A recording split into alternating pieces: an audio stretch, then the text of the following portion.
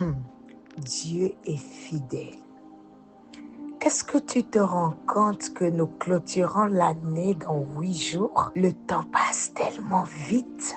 Et tu sais, en cette saison de fin d'année, le désir le plus ardent de Dieu pour ta vie, c'est de te faire grâce. Écoute-moi bien. Tu es là, tu m'entends. Et tu sais combien tu as travaillé, combattu et persévéré tout au long de l'année. Ce n'est pas maintenant, à la fin de l'année, que tu vas laisser l'adversité te dominer. Souviens-toi de ce que Dieu a dit à Josué. Lève-toi, fortifie-toi, prends courage, je serai avec toi. Cette parole résonne encore aujourd'hui. Ça suffit. L'essentiel dont tu as besoin à cette étape, c'est la présence de Dieu. Ne permets pas à l'ennemi de voler le fruit de tes efforts depuis janvier. Beaucoup se méfient des attaques des débuts d'année, mais négligent celles de la fin d'année. Or, si le diable te fait trébucher en décembre, il peut te faire commencer janvier dans la défaite. Ce matin, Dieu m'envoie te dire, reste spirituellement éveillé, car quelque chose de bien est sur le point de t'arriver en ces quelques jours qui nous restent. Ce matin, nous allons entamer un thème, la jalousie familiale, la porte de la sorcellerie. Bien-aimé, Dieu a créé la famille pour être un espace d'amour, de paix et de protection. Mais aujourd'hui, plusieurs maisons sont devenues des champs de bataille. Là où devrait couler la tendresse, on trouve la jalousie, la rancune et la compétition. Là où il y a jalousie, il y a déjà la présence du diable. Quand un frère ou une sœur devient jaloux du succès de l'autre, ce n'est plus naturel, c'est spirituel. La jalousie entre frères et sœurs, c'est la manipulation d'un esprit de sorcellerie, car la jalousie est une haine silencieuse, un poison lent qui détruit les familles de l'intérieur. Tu ne peux pas envier ton propre frère parce qu'il réussit, parce qu'il s'est marié avant toi, parce qu'il a une belle maison, une belle voiture ou un bon travail. Non, c'est contre nature. Vous êtes du même sang, vous avez grandi sous le même toit. La bénédiction de ton frère n'enlève rien à la tienne. Chaque enfant a son étoile. Chaque destin est unique.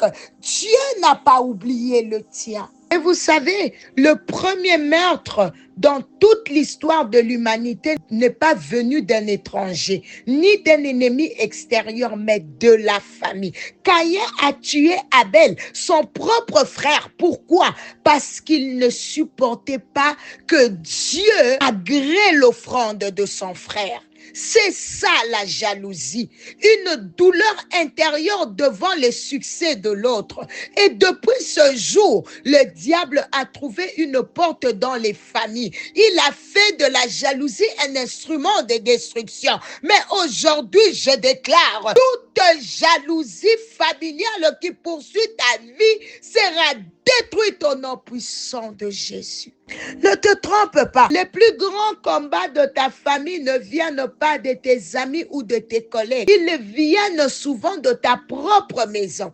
Les ennemis de l'extérieur peuvent t'attaquer seulement si tu leur ouvres la porte. Mais ceux de ta famille ont déjà une clé, celle du sang. C'est pourquoi parfois tu sens une oppression que tu ne comprends pas, des blocages sans raison, des retards, des maladies étranges. Pourquoi? Parce qu'il y a une connexion spirituelle entre toi et eux. Et quand quelqu'un dans la famille décide de t'en vouloir, il peut t'atteindre plus facilement que n'importe qui d'autre. Et la Bible dit, aucune arme forgée contre toi ne réussira au nom de Jésus dans Ésaïe 54, 17. Même si cette arme vient de ton propre sang, elle sera brisée par le feu du Saint-Esprit in Jesus' mighty name. L'une des plus grandes stratégies de Satan, c'est de te faire croire que ce que tu vis est normal. Tu perds toujours tes opportunités, c'est normal. Tu travailles dur, mais rien ne marche, c'est normal. Tu tombes malade sans cause, c'est normal. Non, ce n'est pas normal. mal. C'est une manipulation spirituelle.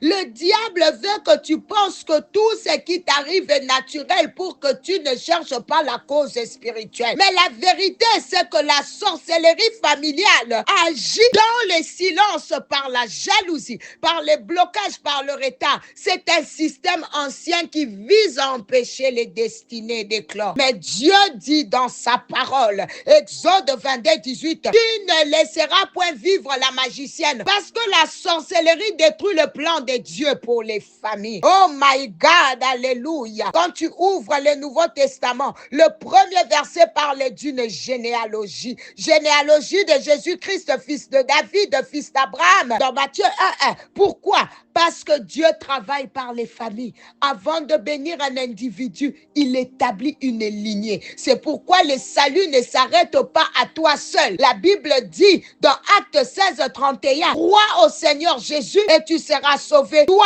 et ta famille. Tu vois, Dieu pense toujours en termes de maison, de génération, d'héritage spirituel. Mais de la même manière, le diable aussi agit dans les familles. Ce que Dieu fait pour bénir les générations, Satan limite pour maudire les lignées. Regarde la famille de Jacob. Ses fils ont vendu leur frère Joseph, pas un étranger, leur propre frère. Joseph les suppliait. Ne me faites pas ça. Mais ils l'ont quand même livré. Il faut être animé par un esprit de sorcellerie pour trouver du plaisir à la souffrance d'un proche. Et plus tard, Dieu a fait justice.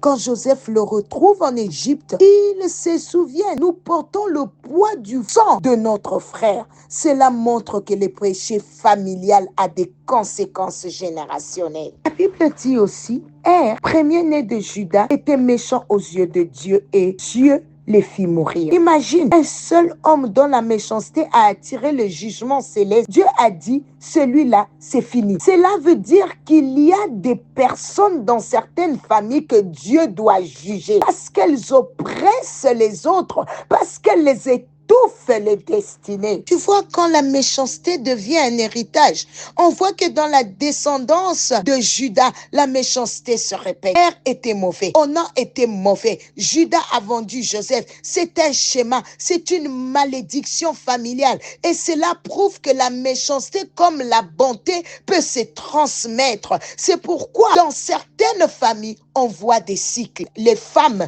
n'arrivent pas à se marier, les hommes échouent dans leurs entreprises, les enfants tombent malades sans raison. Ce sont des signatures spirituelles. Mais en Christ, oh my God, je dis en Christ, ces cycles peuvent être brisés au nom de Jésus. Maintenant, écoute, Dieu fit mourir car il était méchant. Je déclare prophétiquement que toute personne qui te combat injustement, toute langue méchante qui s'élève contre toi, oh, tout sorcier qui t'étouffe dans ta famille sera jugé par le Dieu de justice au nom de Jésus. Le Seigneur va intervenir comme à l'époque de Sodome, comme au temps de Noé, pour libérer ses enfants de la main des oppresseurs au nom de Jésus.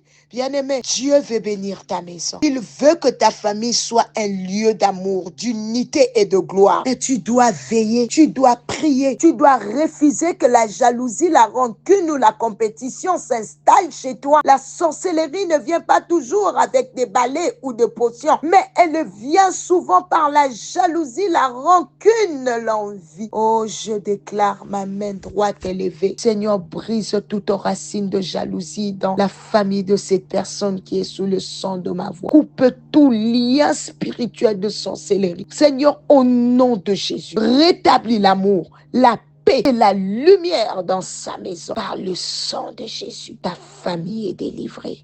Ta famille est délivrée. Au nom de Jésus. C'était bien l'humble servante de l'Éternel, maman Nathalie Lukula. Par la grâce de Dieu, on se reconnecte demain. Partage, afin de sauver une famille de la jalousie. Au nom de Jésus. Bye bye for now.